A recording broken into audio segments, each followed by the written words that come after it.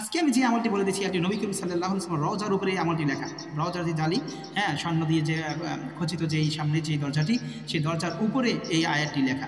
এই আয়াতটি আজকে যারা দুরূদ শরীফ পাঠ করবেন, 100 বার দুরূদ শরীফ পাঠ করবেন, যতবার পারেন যে কোনো দুরূদ শরীফ পাঠ করেন। দুরূদ শরীফ পাঠ করার পরে আমলটি 500 বার 1000 বার পাঠ করবেন। ইনশাআল্লাহ আল্লাহর রহমতে আল্লাহ তাআলা আপনার জীবনকে রঙিন করে দেবে, সুন্দর করে দেবে, শান্তিময় করে দেবে।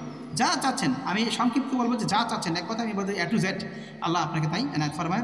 রাসূলের রওজার উপরে লেখা এই দোয়াটি, ঠিক আছে? এই দোয়াটি পাঠ করবেন। তো চলে যাচ্ছি আমাদের আজকের আমলটির দিকে। তার আগে বলবো, চ্যানেলটিতে যারা নতুন আছেন, চ্যানেলটি যারা প্রথমবার দেখতেছেন, অবশ্যই চ্যানেলটি সাবস্ক্রাইব করবেন। যারা পুরাতন আছেন, ভিডিওটি শেয়ার করে দেবেন বিভিন্ন সামাজিক যোগাযোগ মাধ্যমে।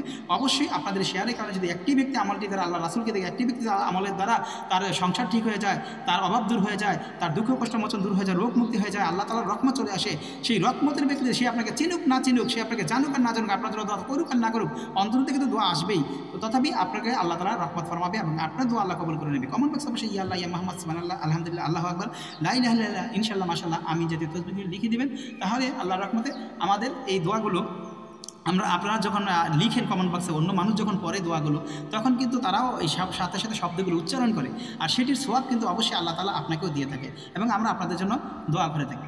তো আজকে আমাদের যেই তৃতীয় চতুর্থ আমল আমরা দিয়েছি আপনাদেরকে, এর আগেও 21 রোজা দিয়েছি, 23 রোজা দিয়েছি, 25 রোজা দিয়েছি, আজকে 27 রমজানে দিচ্ছি, 29 রোজা পর্যন্ত আমরা আপনাদেরকে এই আমলগুলো দিতে থাকবো। আমাদের এই আমলের জন্য আপনাদেরকে যেই কাজটি করতে হবে সেটি হচ্ছে, আপনাকে যে নিচের যে জায়নামাজ, এই নিচের জায়নামাজ আপনাকে এমনভাবে থাকতে হবে যেই জায়নামাজের উপরে কোনো অঙ্কিত ছবি নেই, অঙ্কিত কোনো ছবি নেই। অনেক সময় ফুলের ছবি এরকম থাকে, ফুলের ছবির মাঝেই দেখা গেছে মানুষের মুখ আবেদে মানে বেশি ওঠে। এটি যদি থাকে জায়নামাজের ভিতরে, তাহলে আল্লাহ এই আমল করে কোনো কাজ হবে না। আমি সবসময় আমার জায়নামাজ যেগুলো থাকে, সবুজ জায়নামাজ ব্যবহার করার চেষ্টা করে থাকি, অথবা এক কালার জায়নামাজ ব্যবহার করার চেষ্টা করে থাকি। আপনারা সেটি করবেন ভাই।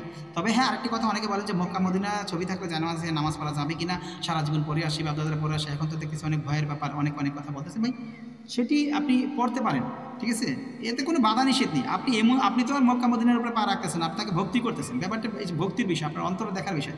গরুকে যে জবাই করেন কুরবানি মাংস গোশত থেকে আল্লাহর কাছে, যে আল্লাহ আপনার নিয়ত দেখে যে আল্লাহর রাস্তায় দিচ্ছেন কিনা, তদ্রূপভাবে। তবে যদি কোনো মুখার্থী বা কোনো পশু পাখির ছবি থাকে, সেটি আপনাকে, যে প্রাণ আছে, জীবন আছে, এমন জিনিসের উপরে নামাজ পড়া যাবে না। তো আজকে যে আমলটা আমি আপনাদেরকে বলেছি কি, 100 বার দুরূদ শরীফ পাঠ করবেন, লা ইলাহা ইল্লাল্লাহুল মালিকুল হাক্কুল মুবিন, লা ইলাহা ইল্লাল্লাহুল মালিকুল হাক্কুল মুবিন, লা ইলাহা ইল্লাল্লাহুল মালিকুল হাক্কুল মুবিন। এই আয়াতটি নবী করিম সাল্লাল্লাহু আলাইহি ওয়াসাল্লামের রওজার সামনে যে গেটটি, স্বর্ণ খচিত যে গেটগুলো, হ্যাঁ, এটির উপরে আরবি হরফে লেখা আছে। এটি যেহেতু আল্লাহর রাসূলের রওজার উপরে এই কথাটা লেখা, নিশ্চয়ই এখানে কোনো মর্তবা আছে, কোনো একটি জাহেরি বা তিনি গোপন কুদরতের আমলটির ভিতরে আছে। সেটি আমি আমল বলতে পারবো না আমার ভক্তবৃন্দ ছাড়া, আমি আমার মুরিদানা ছাড়া।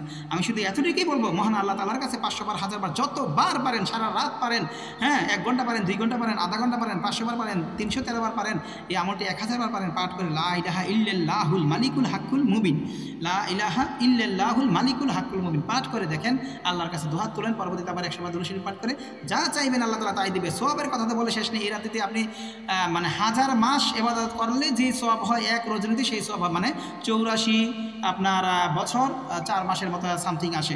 তো এরকম যদি 84 বছর আল্লাহ রাতে ইবাদত জেগে থাকেন, আল্লাহর ওলি গাউসের কুতুব এমনি হয়ে যাবেন। সেই ইবাদত যদি লাইলাতুল কদর পেয়ে যান, তাহলে তো আপনি মারহাবা, শোনায় সোহাগ। আর আমরা যারা আপনারা প্রতি রাত্রি কদরের নামাজ আদায় করে থাকি, বেজর রাত্রিগুলোতে চেষ্টা করি, হ্যাঁ, তাদের তো কোনো কথা নেই, অবশ্যই তারা অবশ্যই পাবেন, একদিন ঠিকই পাবেন। অনেকে মাসের 30 দিনই কদরের নামাজও পড়ে, আপনার তারাবিও পড়ে, হাজত নামাজও পড়ে, তাহাজ্জুদও পড়ে, তাদের কাতারে